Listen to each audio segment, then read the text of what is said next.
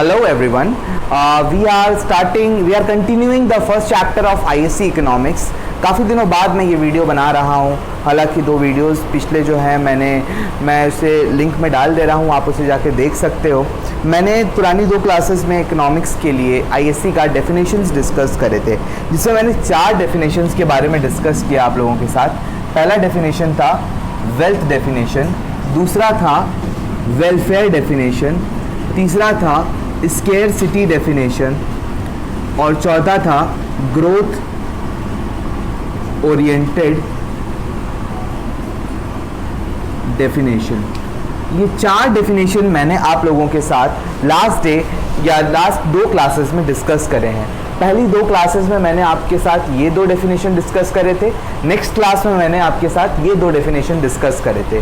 अब बात आती है वेल्थ डेफिनेशन किसने दिया था, तो वेल्थ डेफिनेशन देने वाले व्यक्ति का नाम था एडम स्मिथ। इन्होंने अपनी डेफिनेशन में इकोनॉमिक्स की स्टडी को सिर्फ और सिर्फ वेल्थ की स्टडी बताया था, जबकि इस डेफिनेशन की काफ़ी आलोचना हुई और होने के बाद इनके मृत्यु के 50 साल के बाद, एडम स्मिथ के मरने के लगभग 50 साल के बाद वेलफेयर डेफिनेशन आया, जिसको एल्फ्रेड मार्शल ने दिया था। इन्होंने कहा कि yes it is the study of wealth but on more important side it is the study of human welfare. उन्होंने ह्यूमन वेलफेयर को इम्पोर्टेंस दिया था और डेफिनेशन का नाम बन गया था वेलफेयर डेफिनेशन। तीसरा डेफिनेशन, और जिस डेफिनेशन को काफ़ी ज़्यादा इंपॉर्टेंस दी गई और आने वाले डेफिनेशन उसी के बेसिस पे बने, वो थे स्केर्सिटी डेफिनेशन। लियोनेल रॉबिन्स ने ये डेफिनेशन दिया था, जिस डेफिनेशन में लियोनेल रॉबिन्स ने ये कहा था economics is the study of choosing between the scarce resources. Economy में एक स्केर्सिटी बोल के एक प्रॉब्लम होती है, यानी चीज़ों की कमी। हमारे पास रिसोर्सेज अनलिमिटेड नहीं है, उन लिमिटेड रिसोर्सेज को हम किस तरीके से अपनी अनलिमिटेड वांट्स को फुलफिल करेंगे, ये जो मर्जिंग होता है, इस मर्जिंग को इकोनॉमिक्स करार दिया लियोनेल रॉबिन्स ने। लेकिन इस डेफिनेशन में उन्होंने कहा रिसोर्सेज आर फिक्स्ड, जो कि हकीकत नहीं है। इकोनॉमी में या देश में हर साल रिसोर्सेज बढ़ती रहती हैं, नया प्रोडक्शन हो रहा है, नई माइंस डेवलप हो रही हैं, नया कुछ प्रोडक्शन हो रहा है, नई रिसोर्सेज डेवलप हो रही हैं। इसलिए जो लास्ट डेफिनेशन आया ग्रोथ ओरिएंटेड डेफिनेशन, उसको देने वाले व्यक्ति थे प्रोफेसर ए सैमुअल्सन। ये प्रोफेसर ए सैमुअल्सन की मृत्यु हाल में हुई है, 2009 में इनका डेथ हुआ है। उससे पहले इन्होंने ये डेफिनेशन दिया था। अभी तक इसके बाद कोई नया डेफिनेशन या कोई नया चीज़ इन्वेंट नहीं हुआ है। अभी जो हमारी सोच है वो इसी में सीमित है कि इकोनॉमिक्स ग्रोथ ओरिएंटेड डेफिनेशन पे निर्भर करता है। तो ये 4 डेफिनेशन के बारे में हमें पढ़ाई करनी है अपनी सिलेबस में, साथ ही साथ इनके फंक्शंस, इनके फीचर्स हमें जानने हैं और इन 3 डेफिनेशंस के क्रिटिसिज्म हमें सीखने हैं। क्यों सर इन 3 के चौथे का क्रिटिसिज्म क्यों नहीं है?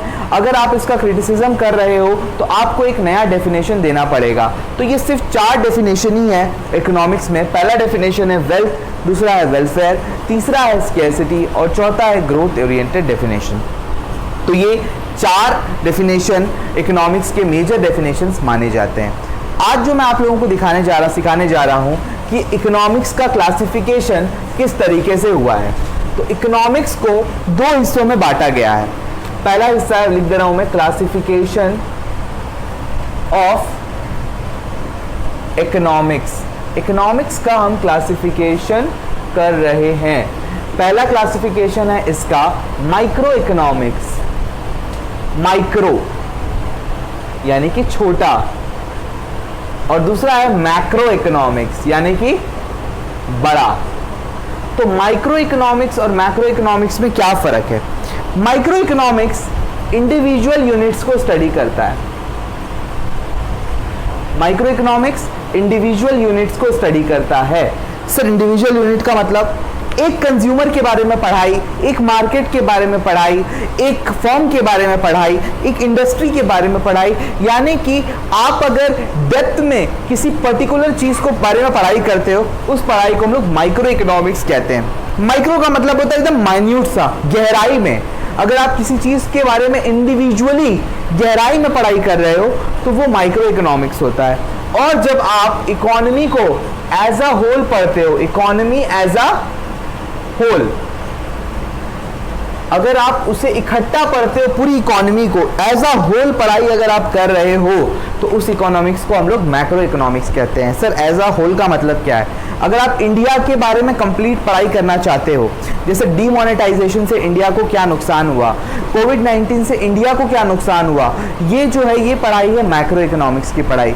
अनएम्प्लॉयमेंट क्या होती है, फिर उसके बाद नेशनल इनकम क्या होता है, पर कैपिटा इनकम क्या होता है, ये सारी चीज़ें पढ़ाई होती हैं आपकी मैक्रो इकोनॉमिक्स के बारे में।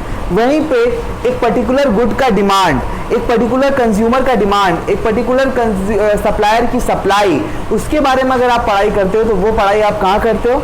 माइक्रो इकोनॉमिक्स में।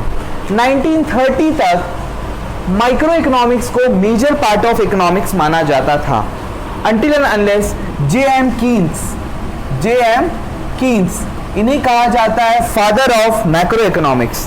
J.M. कीन्स ने अपनी किताब theory of income and employment में पूरी कहानी जब उन्होंने बताई तो पता चला कि मैक्रो इकोनॉमिक्स और माइक्रो इकोनॉमिक्स एक गाड़ी के दो चक्के हैं। अगर दोनों में से एक चक्का ना हो तो गाड़ी चलेगी नहीं।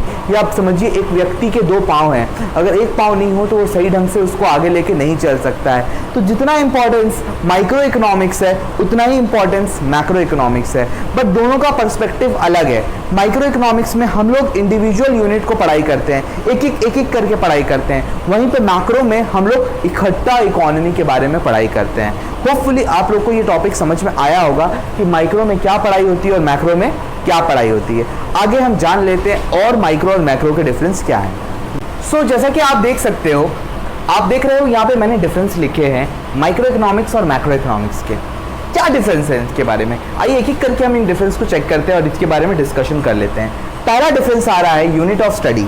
माइक्रो इकोनॉमिक्स क्या स्टडी करता है? माइक्रो इकोनॉमिक्स स्टडी करता है इंडिविजुअल इकोनॉमिक यूनिट के बारे में, यानी एक एक के बारे में पढ़ाई करना वो हम माइक्रो में करते हैं। वहीं पे जब इकोनॉमी को इकट्ठा हम पढ़ाई करते हैं तो वो होता है macro economic. Economy as a whole study होता है मैक्रो इकोनॉमिक्स में। फोकस ऑफ स्टडी, किस चीज़ पे फोकस किया जाता है?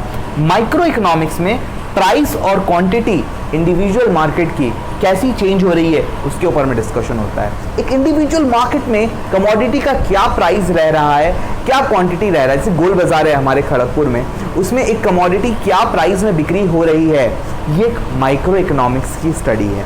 वहीं पे जब हम एक ब्रॉड कंसेप्ट के बारे में स्टडी करते हैं, what is broad concepts? Broad concepts का मतलब नेशनल इनकम, पूरे देश का इनकम, टोटल एम्प्लॉयमेंट, पूरे देश में एम्प्लॉयमेंट लेवल, एग्रीगेट कंजम्पशन, सारे लोग मिलके कितना कंजम्पशन कर रहे हैं एटसेट्रा, ये सारी चीज़ों को डील करते हैं हम लोग मैक्रो इकोनॉमिक्स में। वहीं पे इसका पैरामीटर, माइक्रो इकोनॉमिक्स का बेसिक पैरामीटर होता है प्राइस। हर चीज़ों को प्राइस में देखा जाता है। Price is the basic variable in micro economics. On the other hand macro economics में सारे नेशनल इनकम, सारे जो एग्रीगेट्स होते हैं उनको कंपेयर किया जाता है, उसके चेंजेस को देखा जाता है नेशनल इनकम से। तो बेसिक पैरामीटर माइक्रो इकोनॉमिक्स में प्राइस होता है, बेसिक पैरामीटर मैक्रो इकोनॉमिक्स में नेशनल इनकम होता है कि इनकम चेंज होने से इकोनॉमी में कंजम्पशन कैसे बिहेव कर रहा है, इन्वेस्टमेंट कैसे बिहेव कर रहा है, वो हम मैक्रो इकोनॉमिक्स में स्टडी करते हैं। On the other hand price के चेंज होने से डिमांड में कैसा चेंज हो रहा है, सप्लाई में कैसा चेंज हो रहा है, वो हम स्टडी करते हैं माइक्रो इकोनॉमिक्स में। नेक्स्ट पर्सपेक्टिव, माइक्रो इकोनॉमिक्स नीचे से देखता है, बॉटम ऑफ व्यू। आप नीचे से एक एक पॉइंट को, छोटी छोटी चीज़ों को एकदम बेसिक, जो एकदम बेस होता है उसको आप स्टडी करते हो। वहीं पे मैक्रो इकोनॉमिक्स में आपको इकोनॉमी को as a whole top down view आप देखते हो, ऊपर से आप देखते हो जब, तो वो बन जाता है मैक्रो इकोनॉमिक्स। इंडिया को पूरा देखना, टॉप डाउन व्यू, ये कहलाता है मैक्रो इकोनॉमिक्स। अगर आप नीचे से देखते हो, एक चीज़ के बारे में स्टडी कर रहे हो, बॉटम अप व्यू, तो वो बन जा रहा है आपका माइक्रो इकोनॉमिक्स। तो माइक्रो इकोनॉमिक्स नीचे दर की स्टडी है, मैक्रो इकोनॉमिक्स आपकी ओवरऑल इकोनॉमी की स्टडी है। यानी कि अगर मैं पूरे इंडिया के बारे में पढ़ाई करता हूँ, ये मान लो इंडिया है, इस इंडिया के बारे में अगर मैं पढ़ाई करता हूँ तो ये हो रहा है मैक्रो इकोनॉमिक्स। वहीं पे अगर मैं हिंदुस्तान के देशवासियों के बारे में पढ़ाई कर रहा हूँ, ये हिंदुस्तान के नागरिक हैं, इनके बारे में अगर मैं पढ़ाई कर रहा हूँ तो ये हो जा रहा है आपका माइक्रो इकोनॉमिक्स। तो इतना सिंपल सा है। अगर इकोनॉमी इंडिया के बारे में आप पूरी पढ़ाई कर रहे हो तो वो क्या बन जा रहा है? मैक्रो, और आप इंडिया के लोगों के बारे में अगर आप पढ़ाई कर रहे हो तो वो बन जा रहा है माइक्रो। इंडिया की दुकानों के बारे में अगर आप पढ़ाई कर रहे हो तो वो क्या बन जा रहा है, माइक्रो। लेकिन इंडिया के पूरा कंप्लीट इकट्ठा अगर आप बात कर रहे हो तो वो बन जा रहा है मैक्रो। उसके बाद मेथड्स ऑफ स्टडी, इसमें पार्शियल इक्विलिब्रियम एनालिसिस देखा जाता है, बहुत सारे अजम्पशन रख के इक्विलिब्रियम फाइंड किया जाता है माइक्रो में, और मैक्रो में इंटरडिपेंडेंस चेक करते हैं, सारे जो वेरिएबल है उनका इंटरडिपेंडेंस कैसे है नेशनल इनकम से या एक दूसरे से, वो हम स्टडी करते हैं मैक्रो इकोनॉमिक्स में। इसमें अजम्पशन ये माना जाता है माइक्रो इकोनॉमिक्स में कि सारे मैक्रो वेरिएबल्स कांस्टेंट है, यानी कि इकोनॉमी में नेशनल इनकम चेंज नहीं हो रहा है, एग्रीगेट कंजम्पशन चेंज नहीं हो रहा है, एग्रीगेट सेविंग्स चेंज नहीं हो रही है। और मैक्रो में माना जाता है इंडिविजुअल वेरिएबल्स जो है, यानी कि माइक्रो वेरिएबल्स जो है वो कांस्टेंट है। मैक्रो में माइक्रो को कांस्टेंट माना जाता है, माइक्रो में मैक्रो को कांस्टेंट माना जाता है। तो ये 6 डिफरेंस है माइक्रो इकोनॉमिक्स और मैक्रो इकोनॉमिक्स में। तो सर दोनों में इंपॉर्टेंट क्या है? दोनों में दोनों ही इंपॉर्टेंट है। ये एक अलग पर्सपेक्टिव है, वो एक अलग पर्सपेक्टिव है, ये इसका नजरिया है, ये उसका नजरिया है, दोनों का नजरिया अलग है। स्टडी लेकिन दोनों इकोनॉमी के बारे में कर रहे हैं, इसलिए दोनों का म्यूचुअल इंटरडिपेंडेंस है। अगर माइक्रो ना हो तो मैक्रो को आप डीपली स्टडी नहीं कर सकते, और मैक्रो ना हो तो माइक्रो की स्टडी बेकार हो जाएगी। तो दोनों एक ही गाड़ी के 2 पहिए हैं, अगर ना हो तो गाड़ी आगे नहीं बढ़ेगी। तो both the aspect, micro economics हो या मैक्रो इकोनॉमिक्स हो, दोनों ही इंपॉर्टेंस रखते हैं। तो आज की क्लास में आप लोगों की यहीं पे समाप्त कर रहा हूँ। इस कंसेप्ट को अच्छे से डीपली समझिएगा, इससे रिलेटेड एग्जाम्स में काफ़ी क्वेश्चंस आते हैं। नेक्स्ट डे में आप लोग का चैप्टर नंबर 2 स्टार्ट करने वाला हूँ, जिसमें मैं आप लोगों के साथ basic concepts of economics deal करूँगा। तो आज की क्लास यहीं हम एंड करते हैं। Thank you very much and bye bye and have a nice day.